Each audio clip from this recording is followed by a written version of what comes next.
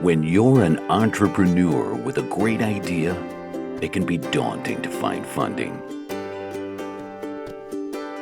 Startup Raven takes the process out of your hands by helping entrepreneurs connect and learn about potential investors all in one place, without any long-filled forms or 1,000 questions. Sign up for early access at Startuprad.io.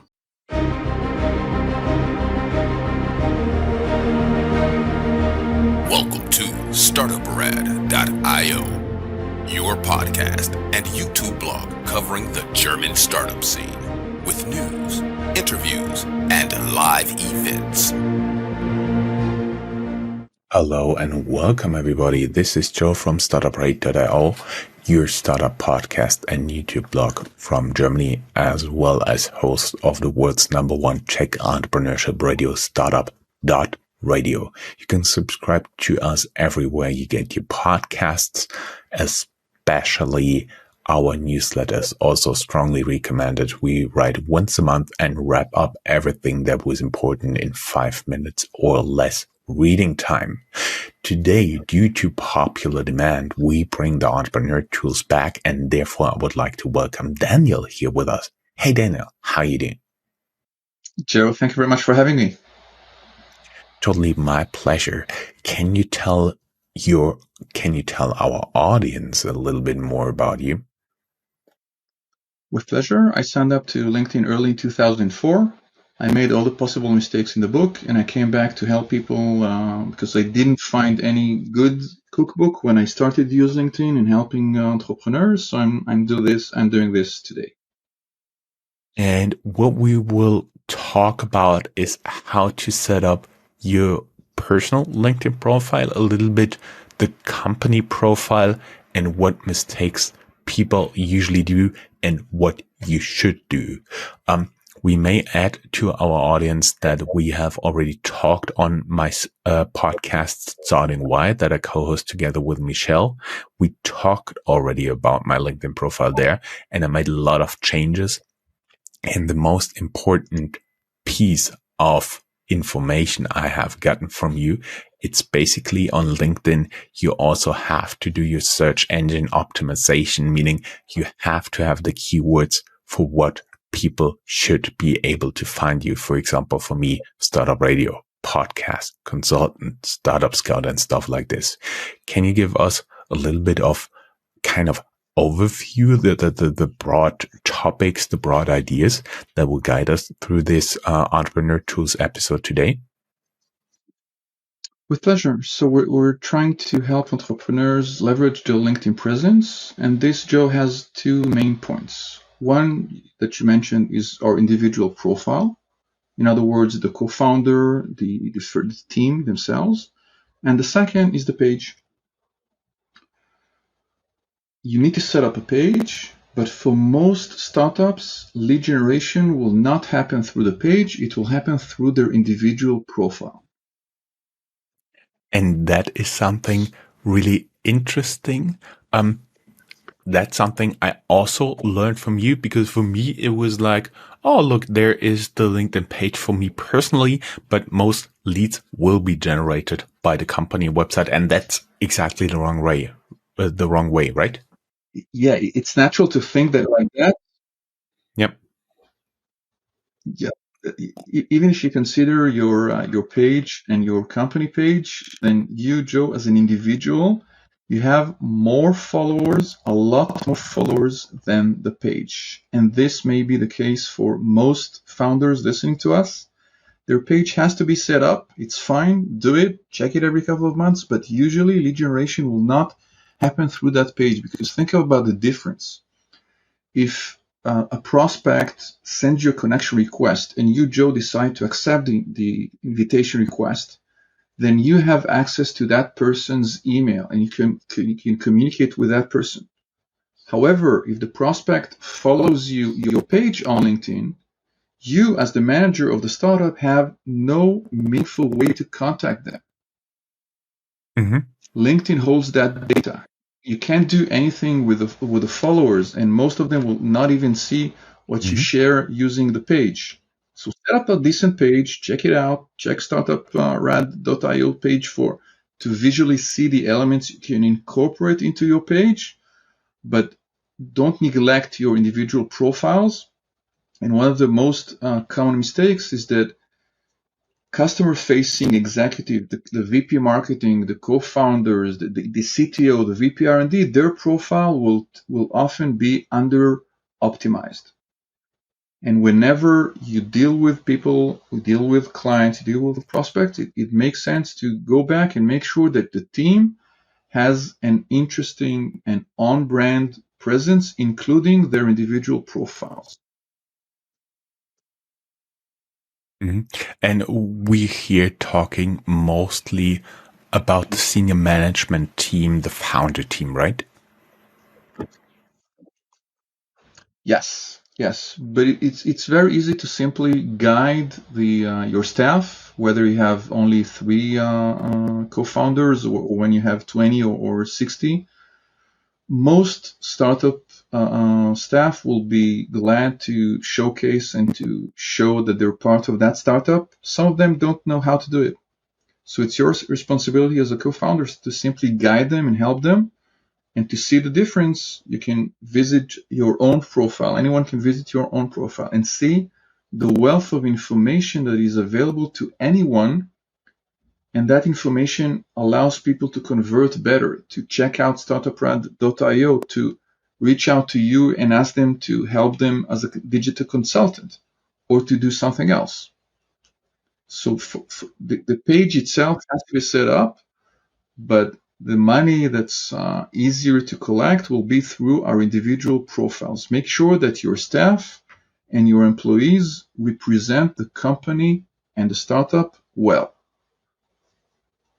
One question here: would you, with the onboarding handouts that everybody gets, like how do you file travel expenses, what can you do with the travel expenses, and all this stuff, all those guidelines, all those policies, would you also, I think big companies already do that, but would you also, even as a small startup, give maybe suggestions for descriptions of the company that people post in their LinkedIn profile?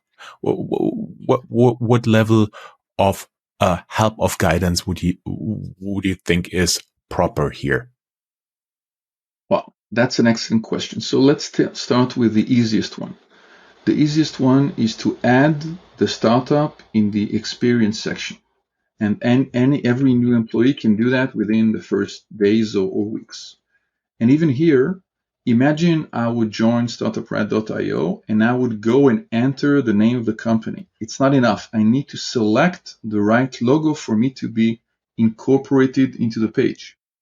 So founders listening to this, check out your staff and your employees and make sure that the logo shows the correct startup. Because if you have 15 employees and you have only 12 employees on your page, that means that 3 employees may have entered the name of the employer, but it doesn't relate and it doesn't link to the startup page. And I would add here, don't underestimate this. When I've done professional company profiles in the past, when I still do it, when other people in banking, in investment management, in consulting are doing this, they are looking at the current employee count on LinkedIn and maybe also take those statistics like growth, like total headcount and stuff like this, and put it in their profile. So that may be a very important piece of information here. Thank you very much. So we mentioned two points to think about. One is the individual page, and the second is the your individual profile. Perhaps we could go over this sort of post you'd like people to share when they onboard or when they join the company. Whenever you join a company and you associate with the company as an employee, by default, Joe, you will follow that page. Okay, so if you just recruited 5 software engineers and they've added the name of your startup to their profile, they will become automatically followers. Mm-hmm. However, it does make sense to ask them, or to suggest, or to show them that they can turn the little bell on, which means that if your company, if your startup has an important post or something they've shared, then they will be notified and they will be able to see it. As you know, engagement early on can make that post, can give that post a lot of extra exposure. So you want your employees to at least know that you have been selected as a startup solution for that your segment, or there's an important release going out, or there's an interview or anything else. So help them make sure that they discover the content that you share on LinkedIn. Mm-hmm. And if you have educational content that helps your prospect, that sort of content works best on LinkedIn. Imagine Mm-hmm. I run a company called ExpressVPN, Mm-hmm. sponsor. So I would try to explain first what are the risks of not having a VPN system, and what is a VPN in general. And instead of just saying we have a hot offer and you can get it here. And if you help people understand the problem, they're likelier to visit your website, subscribe, download, pay, become premium subscribers. So try to identify the question you're trying to answer and the problem you're trying to solve. And that sort of content can be shared across your LinkedIn presence via the page or the individual profile in many, many ways. Mm-hmm. Mm-hmm. Um,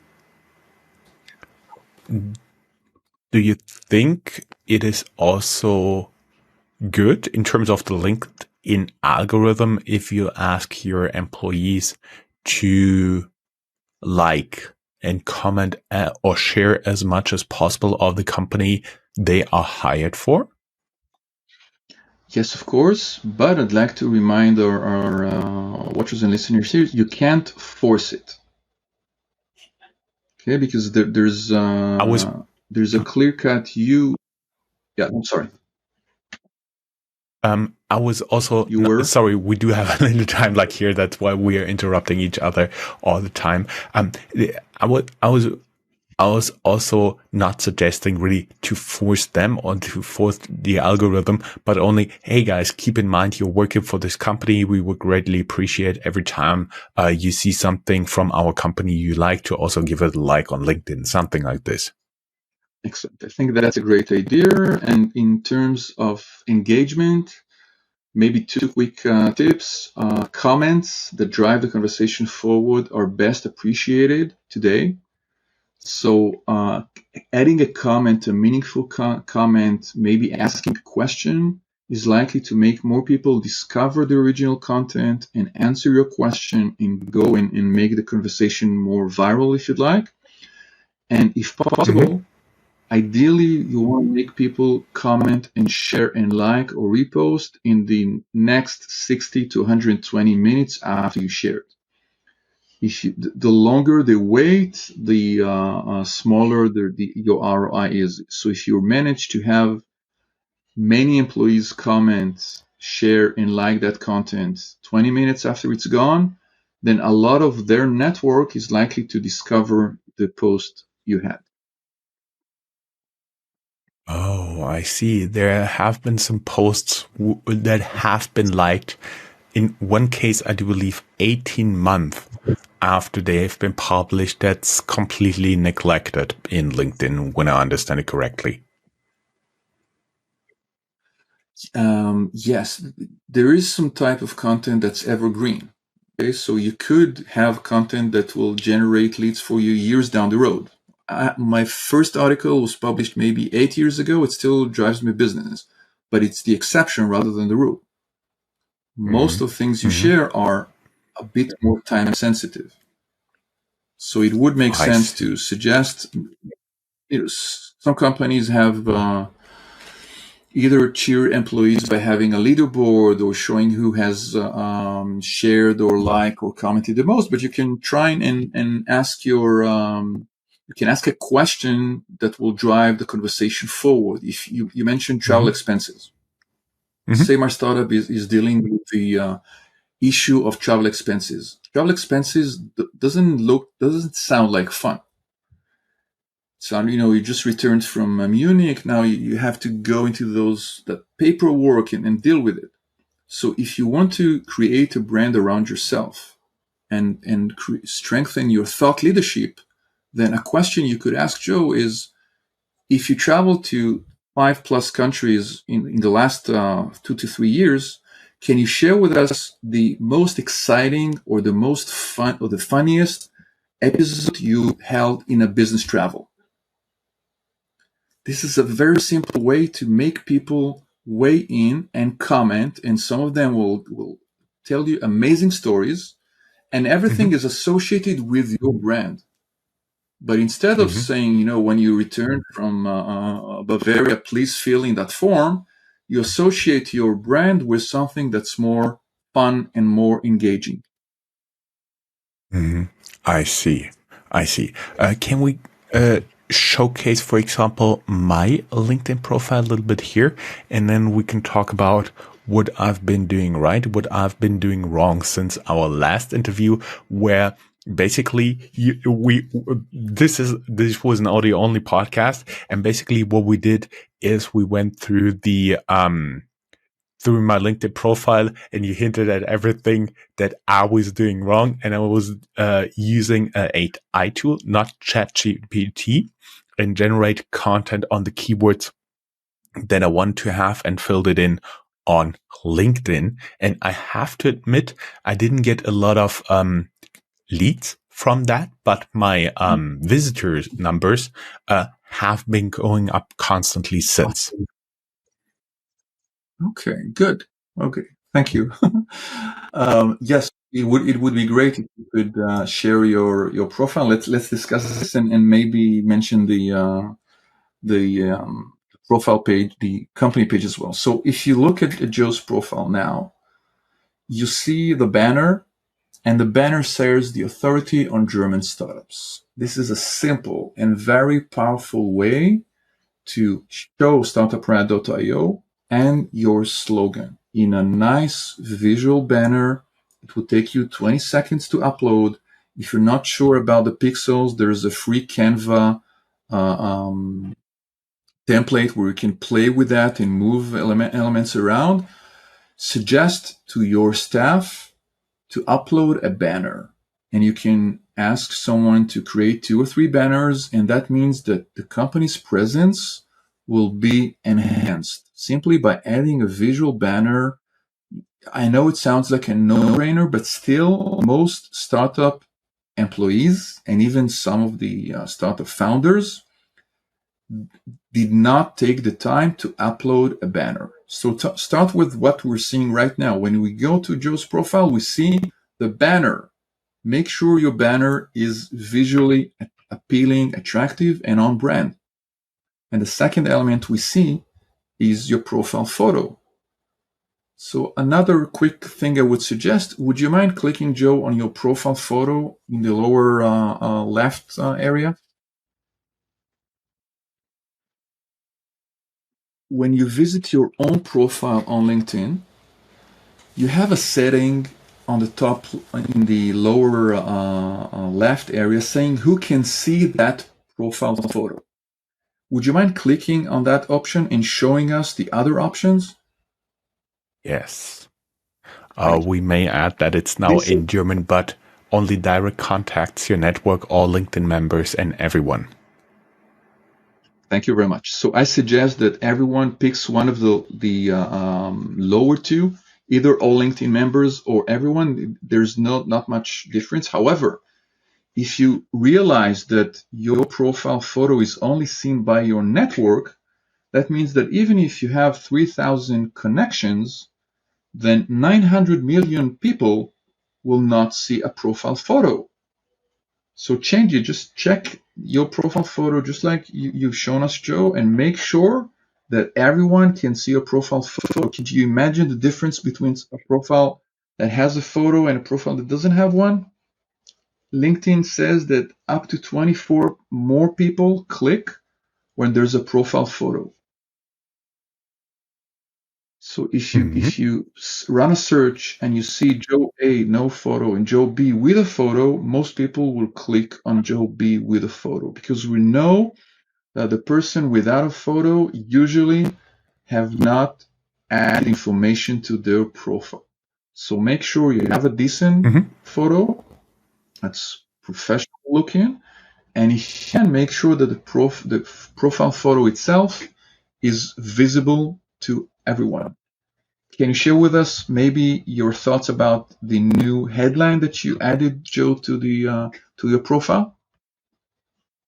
Yeah, it was before that it was pretty long text and pretty and maybe a little bit confusing. And now I just have bullet points, digital consultant, startup scout, and host global top 20 startup podcast, because we scored in Apple's global top 20 entrepreneurship podcasts. Excellent. The headline is probably the most important real estate we have on our profile. So I suggest you visit your profile headline and make sure it's visually in text-wise interesting. What do I mean by that? Most founders have a headline that says, I'm co-founder at XYZ company. But if the name XYZ does not open the door, then instead of saying I'm the co-founder of XYZ GmbH, whatever, you say we help SaaS companies achieve X, Y, or Z. Or we disrupt travel expense field by enabling A, B, and C. Whatever your promise is, and if you have more space, then add co-founder XYZ. But the profile is not made for us.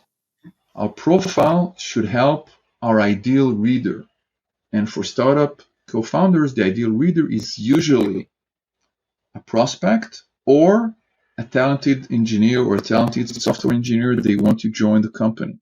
So make sure they understand why you need to click and view your profile. Understood. Then we do have a link. Actually, what I currently do is I link to my personal Twitter account. When you turn on the creator mode, a number of things happen. The default action is no longer to connect, but to follow you. This could be a good idea for many people who want to keep their network close and trustworthy, while allowing people to discover their content. And that also allows you to add hashtags, and that also helps you highlight one link. And Joe, nothing prevents you from checking and deciding that in 2 months' time, when you have something important and time sensitive, you simply change, instead of Twitter, you point to the latest playlist you had, or an upcoming event. You mentioned when you had the last one of the latest video, you mentioned a tech conference that was wise enough to be held during Oktoberfest. Yeah. And that's an amazing idea. So you can change that link, and if you have a very important event or conference, then you can change it to link to that event. And when the event is over, you go here and you switch back to Twitter or whatever link you wanted people to discover.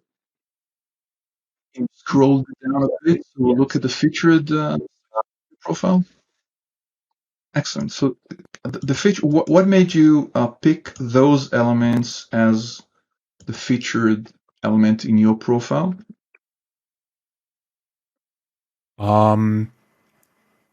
It was the newsletter is really important to me because I put a lot of effort into doing it once a month and making it available for people to scan through what we've published in a month in just 5 minutes. Also, of course, that's a big achievement for us to have broken the global top 20 entrepreneurship podcast charts on Apple. But I do believe there are some highlights I should update. Okay, so don't be too harsh on yourself. You did great. And in fact, my guess is that most founders looking at this and listening to this will not have featured elements at all in their LinkedIn profile. Adding a featured section is quick, free, easy. It will take you less than 40 seconds. You basically go on desktop to add profile section, recommended feature plus, paste, add.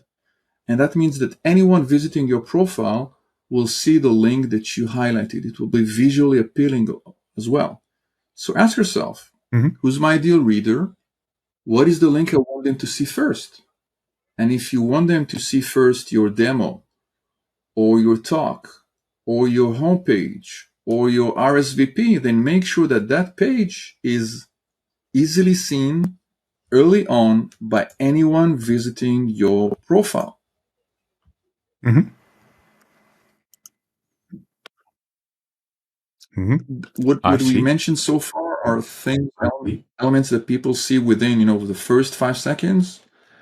Maybe one quick thing we could do, if you'd like, Joe, is to scroll down a bit to the experience section.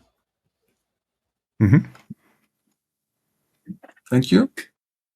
We're getting there. And here, would you like to enhance the Startuprad.io, or if you scroll down to add some more media to another element in your profile? Because when people see this, you also incorporated media into your experience section. Okay, so anyone who visits your profile and sees the text under Startuprad.io, when they scroll down, they see the visual links. They see the global top 20 entrepreneurship, global top 100 business, and when they click on that, they can view it. This is a second way to highlight content in your profile. And my suggestion would be simply to use the featured section to show the best link, the first link you want people to see. But some entrepreneurs and some startup founders have, dozens of good links. So here you can add 2, 5 more, and they will enhance and make reading your experience section more interesting, better, and more converting. People who visit this are likely to reach out to you and say, hey, what you do is interesting. Let's have a chat. Maybe we could cooperate it and maybe we could work together. Sounds good. And I also learned from you, you have to work on the order of your experience. You can edit this with this pencil here. And basically then you can move back and forth between all the stuff you have been doing. And people may notice that I have a lot bigger descriptions here than that are seen on first sight. Background is that this includes a lot of keywords I want to be able to be found by other people, pretty much like a search engine optimization on websites, right? Absolutely. And going back to the reordering idea, your profile should help you by highlighting the first position you want people to see first. And in some cases, that's not the case because LinkedIn will generally put them in reverse chronological order. However, if you want people to see first the Startuprad.io, then you reorder them and they will first see this and only then starting Y and then Deloitte and whatever you did before that. So take control of your LinkedIn presence. Don't stick to the LinkedIn defaults and make sure it serves you. If you're happy with the order, excellent. If you're not happy with the order, it takes 20 seconds to select the element you want people to see first and to make sure that everyone within 5 seconds, anyone visiting Joe's profile will see the exact order that Joe has selected. You can do the same thing. You should do the same thing. Mm-hmm. I see. In terms of what else is important, as I said, including all the right keywords here. Getting a little bit longer description with all the stuff that is important for you to be found. It's not about bragging. It's about being able to be found. And, in terms of what you would add or not add, I know some people who have something like 40 different positions on there. Is that a little bit too much? Well, for most people, it might be a bit too much. You know what? I want to tackle the angle of investors, actually. Like a VC fund associate or an angel could have, 20 or 30 companies they invest on.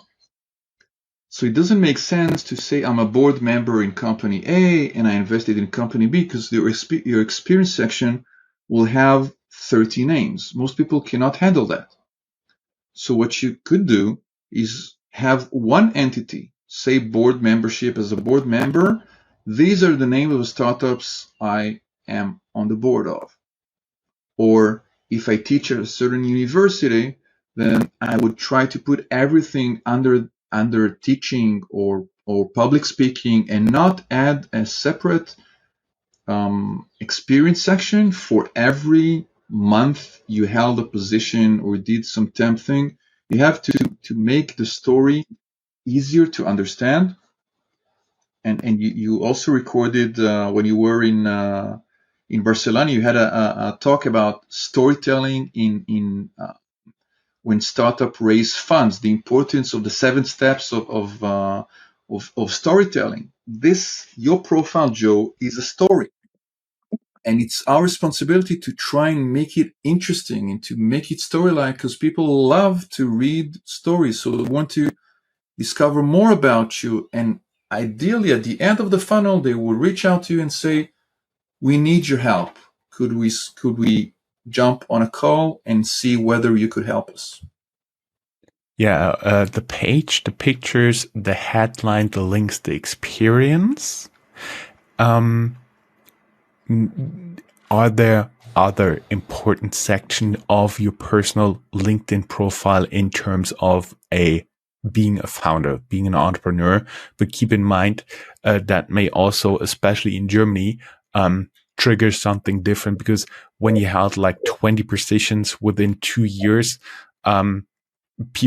investors may think that you'll also move on within the next 2 years to the next company. So you're not only conveying a message with that, but also how many positions you have in there. And when you talked about being a board member, I've seen this on other profiles. They have just one position, multiple board members, and then and then basically they put in all the names.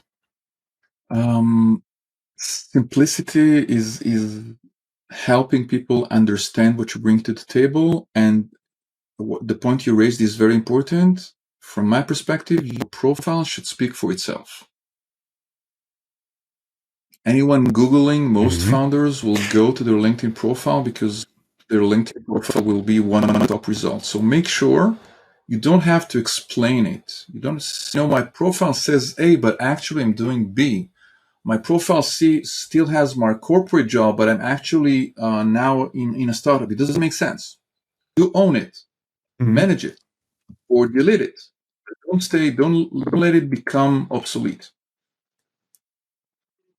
Yes, I've seen, for example, one person who still has as active a position in a startup podcast that is now defunct for more than 5 years.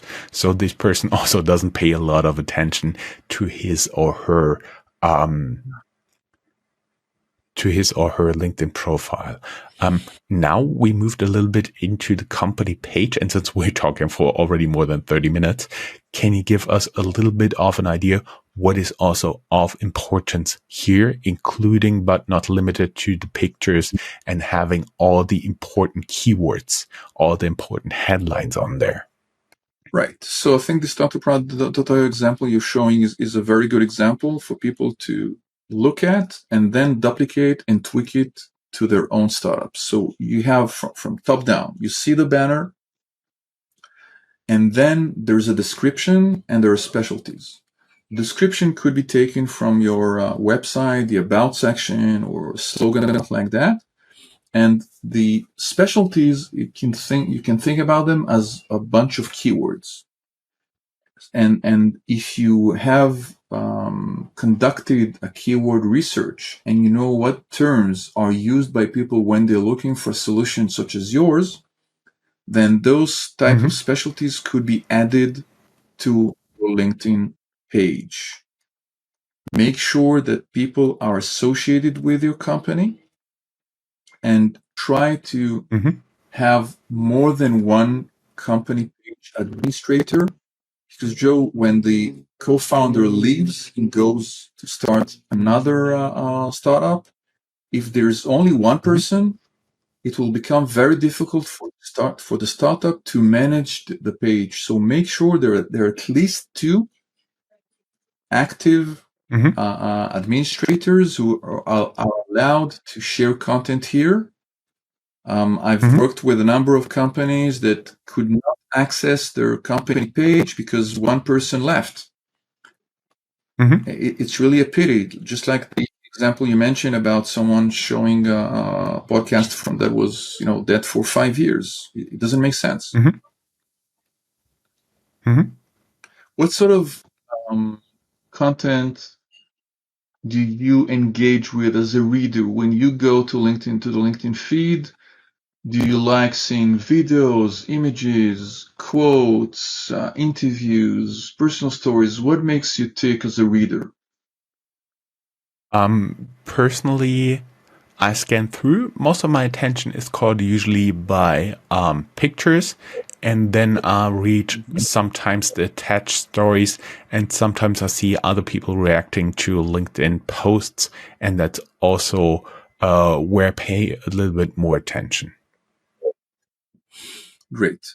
So what we could take from that is the importance of adding a visual element to what we share on LinkedIn. If it's a link, LinkedIn tries to automatically show the picture itself.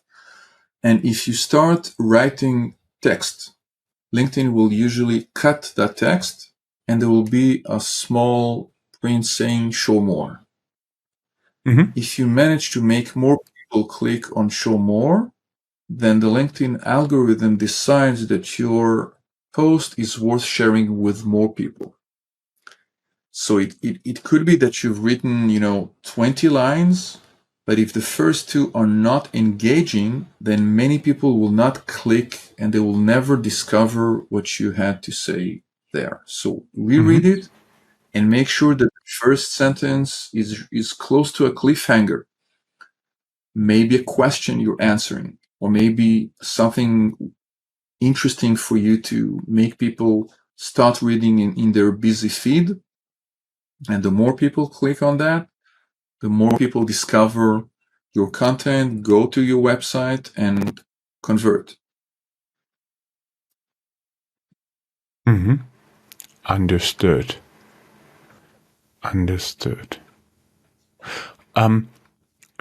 Final words. Where can people learn more? As always, down here in the show notes, we have linked your LinkedIn profile. Oh, of course, we have done that, as well as your book on Amazon. Thank you very, very much. My website is danielalfon.com. That has plenty of content, and it's a pleasure to speak with you. And thank you very much for what you're doing to the startup ecosystem and startup community. Thank you very much. It was a pleasure talking to you.